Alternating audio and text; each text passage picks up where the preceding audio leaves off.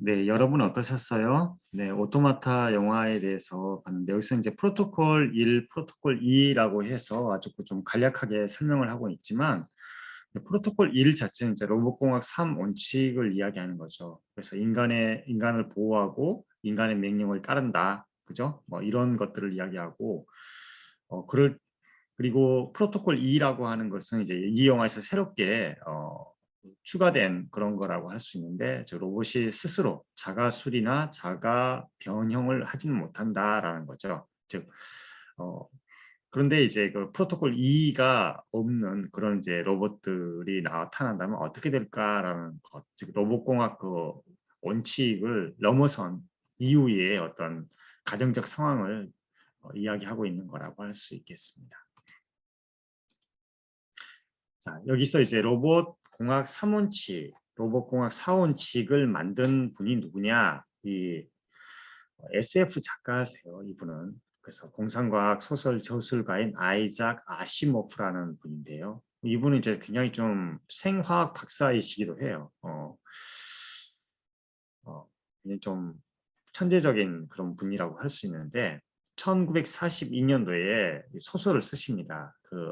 그 소설이 뭐냐면 이제 Run Around라는 소설인데요. 거기에 로봇의 작동 원리가 로봇공학 3원칙으로 이제 제시가 됩니다.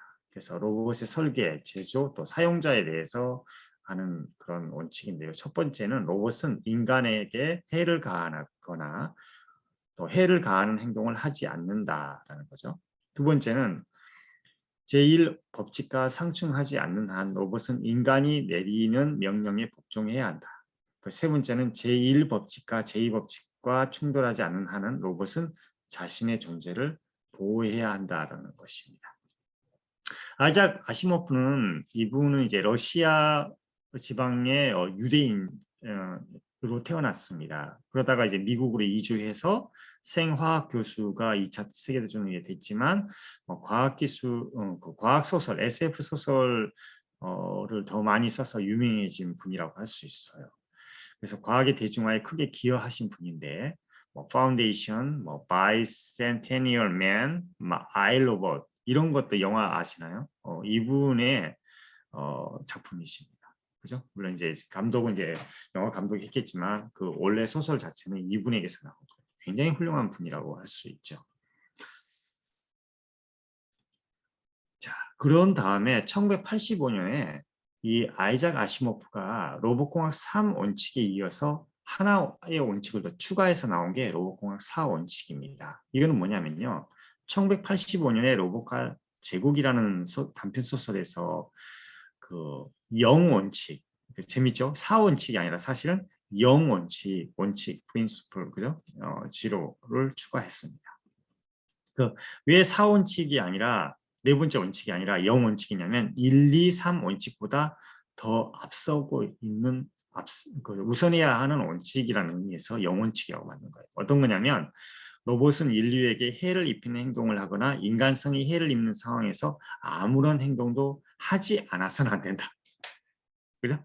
부작위 금지라고 할 수 있죠. 우리 법에서 말하면. 이런 뜻이에요. 사실 이제 로봇공학 3원칙이나 이런 원칙들이 어찌 보면 인간 중심의 원칙이죠. 로봇 입장에서는 어찌 보면은 너는 이제 노예니까, 그죠? 이렇게 해야 된다는 그런 느낌이 좀 있죠. 그래서 아까 우리가 보는 이제 오토마타라는 영화가 그런 인간 중심이 아니라 인간의 명령에 따르지 않아. 막 이렇게 이야기를 하잖아요. 나중에 로봇이.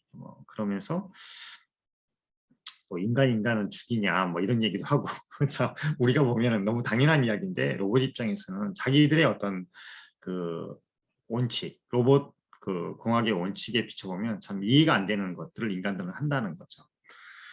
어쨌든 뭐 그런 한계는 있지만 그래도 이제 로봇 가이드라인이나 로봇 윤리에 대해서 이야기할 때는 이제 로봇 공학 사원칙 이런 것들 꼭 언급하는 것 같아요. 자 그런데 이제 영화는 그런데 실제로 이게 구현 가능할까라는 것인데요. 구현하기는 좀 어렵다고 합니다. 왜 그러냐? 알고리즘 때문에 그래요. 자, 여기 이제 영상을 하나 좀 같이 보도록 할까요? 이 제넷 투팩치라는 분이 인공지능 시대에 더 중요해진 인간윤리라는 제목으로 테드 강연을 하세요. 같이 한번 음미해보고 생각해볼 대목이 많아서 같이 보도록 하겠습니다.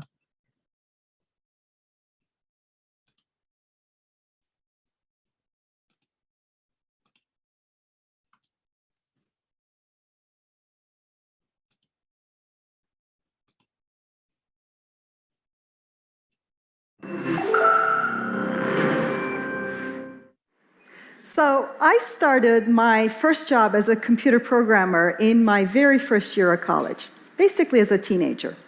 Soon after I started working, writing software in a company, a manager who worked at the company came down to where I was, and he whispered to me, "Can he tell if I'm lying?" There was nobody else in the room. "Can who tell if you're lying, and why are we whispering?" The manager pointed at the computer in the room. "Can he tell if I'm lying?" Well, that manager was having an affair with the receptionist. And I was still a teenager. So I shouted back to him, "Yes, the computer can tell if you're lying." Well, I laughed, but actually the laugh's on me. Nowadays, there are computational systems that can suss out emotional states and even lying from processing human faces. Advertisers and even governments are very interested.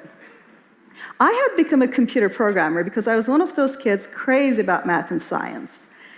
But somewhere along the line, I'd learned about nuclear weapons, and I'd gotten really concerned with the ethics of science. I was troubled. However, because of family circumstances, I also needed to start working as soon as possible. So I thought to myself, hey, let me pick a technical field where I can get a job easily and where I don't have to deal with any troublesome questions of ethics. So I picked computers. Well, ha ha ha, all the laughs are on me.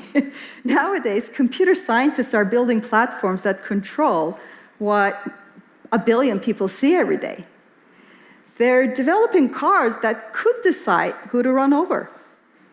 They're even building machines, weapons that might kill human beings in war. It's ethics all the way down. Machine intelligence is here. We're now using computation to make all sorts of decisions, but also new kinds of decisions. We're asking questions to computation that have no single right answers, that are subjective and open-ended and value-laden. We're asking questions like, who should the company hire? Which update from which friend should you be shown? Which convict is more likely to reoffend? Which news item or movie should be recommended to people? Look, yes, we've been using computers for a while, but this is different. This is a historical twist because we cannot anchor computation for such subjective decisions the way we can anchor computation for flying airplanes, building bridges, going to the moon. You know, are airplanes safer? Did the birds sway and fall? There, we have agreed upon fairly clear benchmarks, and we have laws of nature to guide us. We have no such anchors and benchmarks for decisions in messy human affairs. To make things more complicated, our software is getting more powerful, but it's also getting less transparent and more complex. Recently, in the past decade, complex algorithms have made great strides. They can recognize human faces. They can decipher handwriting. They can detect credit card fraud and block spam, and they can translate between languages. They can detect tumors in medical imaging. They can beat humans in chess and Go. Much of this progress comes from a method called machine learning. Machine learning is different than traditional programming, where you give the computer detailed, exact, painstaking instructions. It's more like you take the system and you feed it lots of data, including unstructured data, like the kind we generate in our digital lives, and the system learns by churning through this data. And also, crucially, these systems don't operate under a single answer logic. They don't produce a simple answer. It's more probabilistic. This one is probably more like what you're looking for. Now, the upside is, this method is really powerful. The head of Google's AI systems called it the unreasonable effectiveness of data. The downside is we don't really understand what the system learned. In fact, that's its power. This is less like giving instructions to a computer. It's more like training a puppy machine creature we don't really understand or control.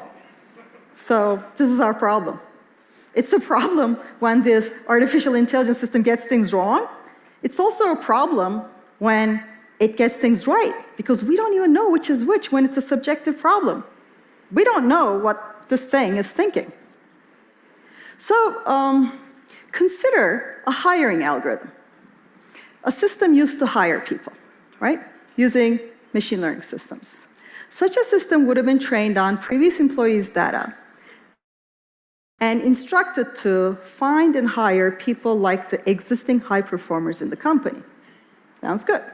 I once attended a conference that brought together human resources managers and executives, high-level people, using such systems in hiring. They were super excited.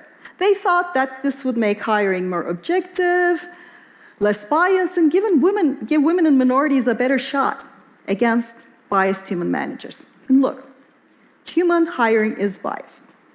I know. I mean, in one of my early jobs as a programmer, my immediate manager would sometimes come down to where I was really early in the morning or really late in the afternoon, and she'd say, "Zeynep, let's go to lunch." I'd be puzzled by the weird timing. It's 4 p.m., lunch, but I was broke, so free lunch, I always went. I later realized what was happening. My immediate managers had not confessed to their higher-ups that the programmer they hired for a serious job was a teen girl who wore jeans and sneakers to work. I was doing a good job. I just looked wrong and was the wrong age and gender. So hiring in a gender and race-blind way certainly sounds good to me. But with these systems, it is more complicated, and here's why. Currently, computational systems can infer all sorts of things about you from your digital crumbs, even if you have not disclosed those things. They can infer your sexual orientation, your personality traits, your political leanings. They have predictive power with high levels of accuracy. Remember, for things you haven't even disclosed. This is inference. I have a friend who developed such computational systems to predict the likelihood of clinical or postpartum depression from social media data. The results are impressive.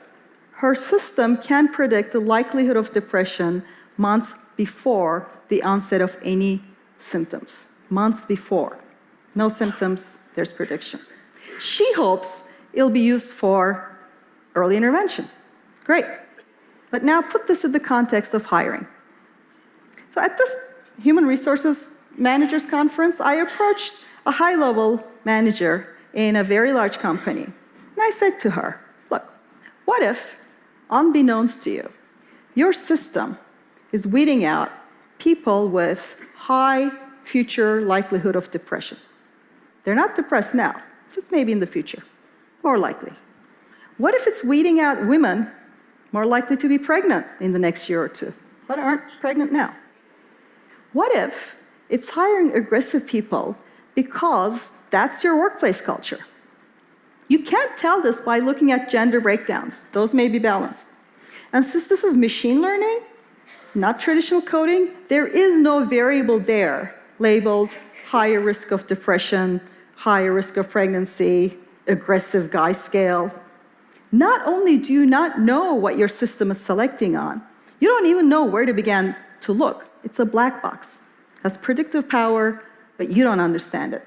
What safeguards, I asked, do you have to make sure that your black box isn't doing something shady? So she looked at me as if I had just stepped on 10 puppy tails. She stared at me and she said, I don't want to hear another word about this. She turned around and walked away. Mind you, she wasn't rude. It was clearly, what I don't know isn't my problem, go away, that's there. Look, such a system may even be less biased than human managers in some ways. And it could make monetary sense. But it could also lead to a steady but stealthy shutting out of the job market of people with higher risk of depression. Is this the kind of society we want to build without even knowing we've done this because we turn decision-making to machines we don't totally understand? Another problem is this. These systems are often trained on data generated by our actions, human imprints. Well, they could just be reflecting our biases, and these systems could be picking up on our biases and amplifying them and showing them back to us while we're telling ourselves, oh, we're just doing objective neutral computation. Researchers found that on Google, women are less likely than men to be shown job ads for high-paying jobs. And searching for African American names is more likely to bring up ads suggesting criminal history, even when there is none. Such hidden biases in black box algorithms that researchers uncover sometimes, but sometimes we don't know, can have life-altering consequences. In Wisconsin, a defendant was sentenced to 6 years in prison for evading the police. You may not know this, but algorithms are increasingly used in parole and sentencing decisions. He wanted to know, how is this score calculated? It's a commercial black box. The company refused to have its algorithm be challenged in open court. But ProPublica, an investigative nonprofit, audited that very algorithm with what public data they could find and found that its outcomes were biased and its predictive power was dismal, barely better than chance, and it was wrongly labeling black defendants as future criminals at twice the rate of white criminals and white defendants. So consider this case. This woman was late to picking up her godsister from a school in Broward County, Florida. Running down the street with a friend of hers, and they spotted an unlocked kid's bike and a scooter on a porch and foolishly jumped on it. As they were speeding off, a woman came out and said, "Hey, that's my kid's bike." They dropped it, they walked away, but they were arrested. She was wrong, she was foolish, she was also just 18. She had a couple of juvenile misdemeanors. Meanwhile, that man had been arrested for shoplifting in Home Depot, $85 worth of stuff, a similar petty crime. But he had 2 prior armed robbery convictions. But the algorithm scored her as high risk and not him. 2 years later, ProPublica found that she had not reoffended. It was just hard to get a job for her with a record. He, on the other hand, did reoffend and is now serving an 8-year prison term for a later crime. Clearly, we need to audit our black boxes and not have them have this kind of unchecked power. Audits are great and important, but they don't solve all our problems. Take Facebook's powerful newsfeed algorithm. You know, the one that ranks everything and decides to show you what from all the friends and pages you follow? Should you be shown another baby picture? A sullen note from an acquaintance? An important but difficult news item? There's no right answer. Facebook optimizes for engagement on the site, likes, shares, comments. So, in August of 2014, protests broke out in Ferguson, Missouri, after the killing of an African-American teenager by a white police officer under murky circumstances. The news of the protests were all over my algorithmically unfiltered Twitter feed, but nowhere on my Facebook. Was it my Facebook friends?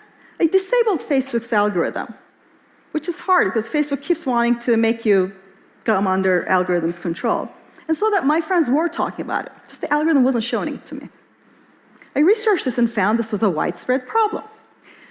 The story of Ferguson wasn't algorithm friendly. It's not likable. Who's going to click on like? It's not even easy to comment on. Without likes and comments, the algorithm was likely showing it to even fewer people, so we didn't get to see this. Instead, that week, Facebook's algorithm highlighted this, which is the ALS Ice Bucket Challenge. Worthy cause, dump ice water, donate to charity, fine. But it was super algorithm friendly. The machine made this decision for us. A very important but difficult conversation might have been smothered had Facebook been the only channel. Now, finally, these systems can also be wrong in ways that don't resemble human systems. Do you guys remember Watson, IBM's machine intelligence system that wiped the floor with human contestants on Jeopardy? It was a great player. But then, for Final Jeopardy, Watson was asked this question. Its largest airport is named for a World War II hero. Its second largest for a World War II battle. Okay. Chicago. The two humans got it right. Watson, on the other hand, answered Toronto for a US city category. The impressive system also made an error that a human would never make, a second grader wouldn't make. Our machine intelligence can fail in ways that don't fit error patterns of humans, in ways we won't expect and be prepared for. It'd be lousy not to get a job one is qualified for, but it would triple suck if it was because of Stack Overflow in some subroutine. And in May of 2010, a flash crash on Wall Street, fueled by a feedback loop in Wall Street's cell algorithm, wiped $1 trillion of value in 36 minutes. I don't even want to think what error means in the context of lethal autonomous weapons. So, yes, humans have always made biases. Decision makers and gatekeepers in courts, in news, in war, they make mistakes. But that's exactly my point. We cannot escape these difficult questions. We cannot outsource our responsibilities to machines. Artificial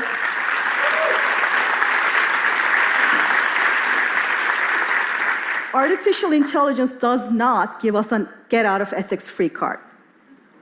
Data scientist Fred Benenson calls this math washing. We need the opposite. We need to cultivate algorithm suspicion, scrutiny, and investigation. We need to make sure we have algorithmic accountability, auditing, and meaningful transparency. We need to accept that bringing math and computation to messy, value-laden human affairs does not bring objectivity. Rather, the complexity of human affairs invades the algorithms. Yes, we can and we should use computation to help us make better decisions. But we have to own up to our moral responsibility to judgment and use algorithms within that framework, not as a means to abdicate and outsource our responsibilities to one another as human to human. Machine intelligence is here. That means we must hold on ever tighter to human values and human ethics. Thank you.